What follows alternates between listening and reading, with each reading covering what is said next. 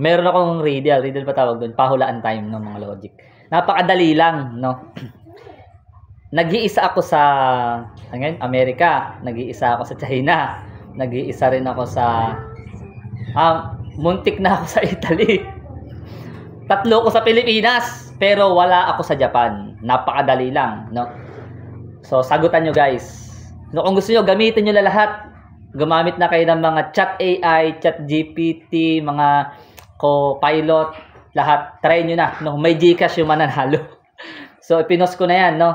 So, nandyan. Nakapost na. Pero ngayon, binigyan ko kayo ng mas magandang ng tips. No? Gamitan yung GPT. I-try nyo. Baka masagot niya.